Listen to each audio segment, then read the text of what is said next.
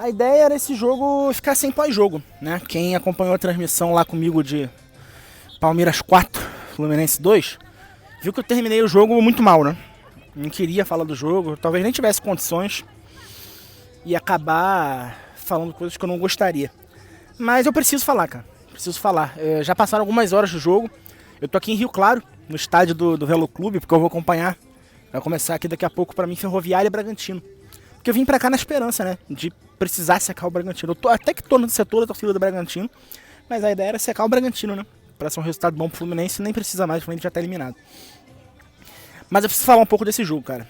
Esse vídeo aqui vai no improviso, no modo mais desabafo, mas vai ter análise também. Sem edição, tá? Então, por favor, deixa o like e se inscreve no canal. O Fluminense está eliminado do Campeonato Brasileiro, tá? Eu não vou vir aqui falar pra vocês que adianta secar o América, e aí depois seca o Bragantino aqui, e aí na última rodada torce pro 3B ganhar do Bragantino. Isso, não, gente, pelo amor de Deus, não vai ser eu que vou vir aqui iludir vocês em relação a isso. O Fluminense está eliminado. Mas essa eliminação não aconteceu ontem. Não aconteceu ontem. O Fluminense tomar 4 gols do Palmeiras fora de casa dói, mas não é essa derrota que é o problema, porque é um timaço. Fora de casa, um frio do cacete, que estava lá 10 graus, gramado sintético.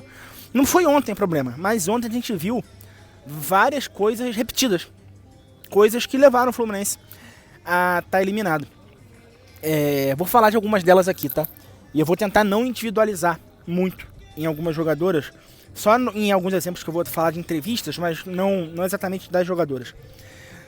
O Fluminense nessa temporada, ele saiu na frente contra o Botafogo, em casa na Copa Rio, tomou empate. Saiu na frente contra o Flamengo, na Copa Rio, tomou empate. Fez 2-1, tomou empate.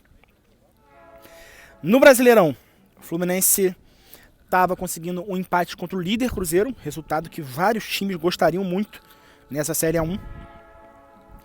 Tomou o 2-1 no final. Falha, tá passando um trem aqui, tá? Vocês estão vendo. Falha da Cláudia. Eu falei que não ia individualizar em ninguém, mas na Cláudia eu tenho que individualizar, não tem jeito. A Cláudia entregou pelo menos 6 pontos nessa campanha. E eu vou falar aqui quais são. Mas longe de ser a Cláudia culpada dessa eliminação do Fluminense, tá? Mas ela tem que ser citada nominalmente, não tem jeito. Então, contra o Cruzeiro foi isso. Internacional. Um Inter fraco. O Inter ainda não tinha trocado a comissão técnica, o Maurício Salgado ainda não tinha chegado. O Fluminense melhor no jogo, não conseguia fazer o primeiro gol.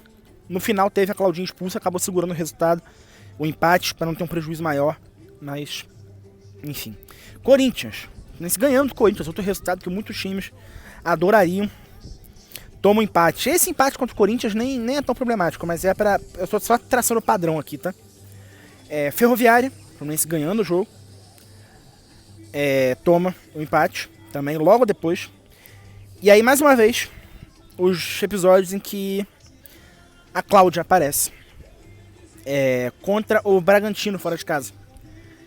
2-1 Fluminense. Cláudia recebe um recuo para sair jogando. Teve tempo de sair jogando, teve tempo de chutar para frente. Esperou até o último segundo, perdeu a bola. O Fluminense tomou 2-2. Contra o Grêmio, cruzamento para dentro da área, ela vai disputar a bola no alto com a zagueira Brito do Grêmio. Eu até acho que poderia ser marcada a falta na Cláudia, mas a Cláudia falha. Contra o Flamengo, o Fluminense empatando. Uma cabeçada fraca no canto, ela assiste a bola entrar. Né? E só porque eu não citei lá contra o Cruzeiro, a falha como foi um rebote que ela deu para uma jogadora do Cruzeiro que estava caída no chão, nem esperava a bola chegar, e a jogadora do Cruzeiro fez o gol. Passado o bloco, Cláudia, o padrão aqui é o seguinte. Esse time do Fluminense, a impressão que dá é que não conseguiria segurar o resultado contra ninguém. Raros são os jogos nessa temporada que o Fluminense abriu o placar e conseguiu segurar o resultado. E de novo, ontem não era o problema. Ontem, abrir o placar contra o Palmeiras fora de casa não é garantia de nada. Mas a forma que foi tem problema. E agora eu vou falar especificamente do jogo de ontem. O Fluminense jogou bem o primeiro tempo. Quem estava acompanhando minha transmissão, ela tá fora do ar minha transmissão, eu vou explicar porquê também já. Viu que a minha análise de intervalo que o Fluminense fez um ótimo primeiro tempo. O Fluminense começou muito bem no primeiro tempo, abriu o placar. Chegou a tomar um gol de empate. Numa falha de marcação ali, a Tainá Maranhão consegue bater no ângulo. Foi o momento de desligada do time do Fluminense, que volta melhor termina melhor o primeiro tempo, vai pro intervalo com moral. O retorno pro segundo tempo do Fluminense várias coisas aconteceram. Primeiro, o time do Fluminense estava extremamente espaçado. As jogadoras do Fluminense, e aqui também fica uma crítica que eu já fiz essa crítica ao Hoffman, em entrevista ele concordou que é uma deficiência do time. O Fluminense tem muita dificuldade em trocar mais do que 3 passes e não errar. No segundo tempo, as jogadoras estavam muito afastadas uma das outras. Eu não sei o que aconteceu, cara.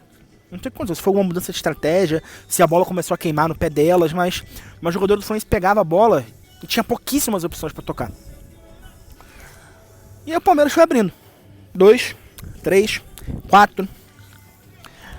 E aí, algumas coisas sobre postura agora eu tenho que trazer aqui. Além disso de parecer que a bola estava queimando. Quanto ao Grêmio, a Camila, isso aqui não é uma crítica individualizada à Camila, tá? A Camila, eu falei pessoalmente com ela ontem na saída do jogo. Eu falei, cara, você é uma das mais raçudas desse time. E pra mim ela, Nath Rodrigues, Gislaine e Cotrim, pra mim são as 4 mais raçudas do time.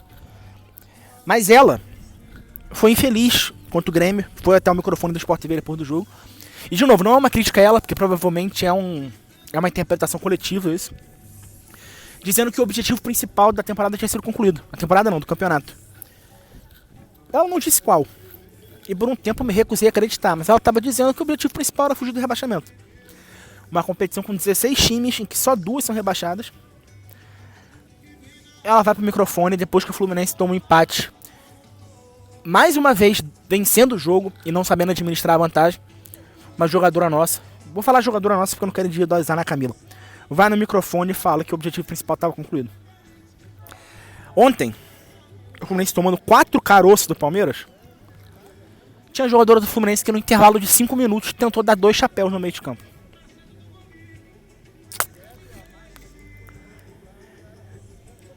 Eu não sei se é um descolamento completo da realidade. Eu não sei se é a sensação do tipo, já fiz a minha parte, o Fluminense está livre do rebaixamento. Mas é inexplicável. Então assim,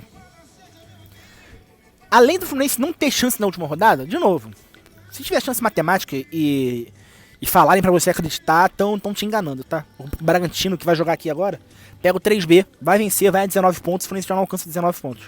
O Fluminense chega no máximo a 18. Mas mesmo que estivesse na briga, o Fluminense não merece jogar mata-mata. O Fluminense não fez campanha pra jogar mata-mata. A campanha do Bragantino tem resultados mais expressivos. A campanha do América tem resultados mais expressivos. Né? O Fluminense não merece jogar esse mata-mata. Não vai jogar. E caso jogasse, não mereceria. Eu queria que jogasse mesmo sem merecer, óbvio que queria. São 15 jogos nessa Série 1, contando o último agora contra o Real Brasília. E contando que eu estarei lá, porque eu vou pra esse jogo, eu vou fazer a transmissão do mesmo jeito, porque eu sou profissional. Eu vou ter ido em 11 jogos dos 15, só vou ter faltado 4. Então óbvio que eu queria que o Fluminense fosse para as quartas de final mesmo sem merecer. Mas não mereceu, não mereceu. E ontem eu encerrei a live sem o pós-jogo. Eu tirei a live do ar, ela não tá no ar nesse momento, porque eu quero fazer alguns cortes em algumas falas que eu falei na reta final do jogo, que eu me arrependo de ter falado. Eu não quero, só quem assistiu ao vivo viu o que eu falei, eu vou cortar depois. E eu não gravei o pós-jogo depois de cabeça quente, porque eu tava com medo de ser injusto também. Mas aí agora de cabeça fria, eu precisava trazer essa análise aqui pra vocês pro canal, pra não deixar sem pós-jogo. E aí é o seguinte, a minha tônica, já avisando pra esse jogo contra o Real Brasília, não vai ser tipo, o Fluminense tem que ganhar o jogo, meter uma goleada, torcer pro Lanterna ganhar do Bragantino, pra não milar e o Fluminense classificar, não. A minha tônica nesse jogo é o seguinte, o Fluminense tem 2 objetivos nesse jogo. O primeiro é não terminar a campanha do Brasileirão sem vencer nenhum jogo em casa. O Fluminense não venceu nenhum jogo em casa. Se não ganhar do Real Brasília, não vai ter vencido nenhum. E o Real Brasília ganhou do Grêmio hoje.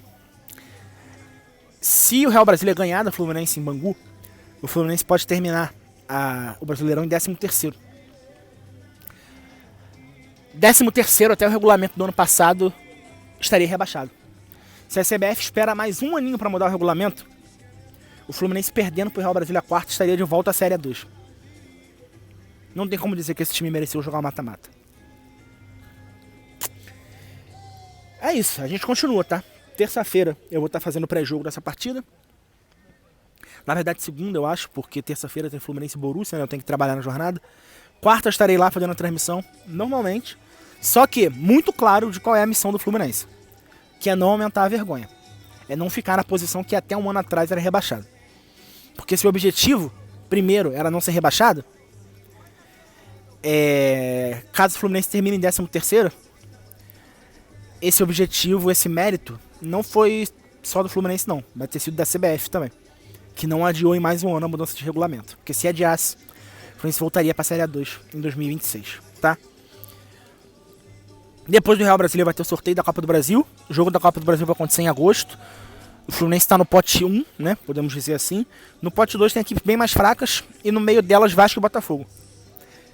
O Fluminense não ganhou 100% dos jogos contra o Vasco e o Botafogo na Copa Rio. Mas eu torço para que o Fluminense pegue um clássico na Copa do Brasil. Porque eu acho que para levantar o moral desse time meu, vocês estão vendo que o meu moral tá muito para baixo. E eu acompanhei a série das jogadoras ontem até o ônibus. As jogadoras também estão com moral muito baixo. Comissão técnica, diretoria, todo mundo. Todo mundo sabe que ficou devendo. Então, para levantar o moral desse time, eu acho que é o momento de no sorteio a gente pegar um Vasco com o Botafogo, entrar como Fluminense, passar o carro nelas, não tomar conhecimento do rival, para ir ganhar moral para continuar na Copa do Brasil e jogar o Campeonato Carioca no segundo semestre. Eu acho que pegar um time mais fraco e ganhar de 3-0 não vai ter o mesmo impacto do que meter um 1-0 sofrido contra um clássico e encher esse time de moral. É o que eu torço agora. Pra gente ganhar do Real Brasília, pra não terminar com essa marca suja de não vencer nenhum jogo em casa. Quem sabe rever esse mando de campo em Moça Bonita. Eu gostei muito do mando de campo em Moça Bonita, mas não tem como dizer que eu gostei do gramado, né? O estádio eu gosto muito, mas o gramado não. Então vencer esse jogo quarta pra não ficar com essa mancha de não vencer nenhum jogo em casa. Pra não ficar com essa mancha de ficar na zona de rebaixamento de 4 clubes, que era até o ano passado, né? Mas como mudou agora são 2. E torço para que o sorteio da Copa do Brasil bote a gente no caminho de Vasco ou Botafogo, pra gente eliminar um rival. E nisso eu sou confiante. O Fluminense não seria eliminado para Vasco e Botafogo na Copa do Brasil. Isso aqui eu tenho essa plena confiança.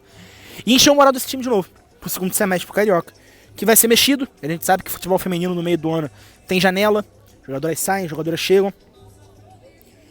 E não deixar de, além de buscar o primeiro título do nosso futebol feminino no Campeonato Carioca, começar a preparação para a Série A1 de 2026, que vão ter 18 times, né?